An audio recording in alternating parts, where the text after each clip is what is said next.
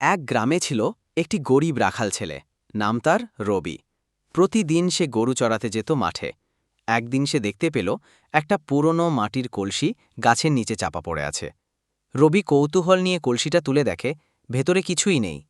তবুও সে সেটি বাড়ি নিয়ে যায়। বাড়ি ফিরে কলসিটা ভালো করে ধুয়ে তার সামনে বসে রবি ভাবে, ইস, যদি এই কলসিতে ভরে যেত দুধ, তাহলে মা খুশি হতো। সে প্রতিদিন সন্ধ্যায় কলসির সামনে বসে প্রার্থনা করত। মা তাকে বলত, রবি, খালি কলসিতে আশা রাখলে কিছু হবে না, কাজ করো।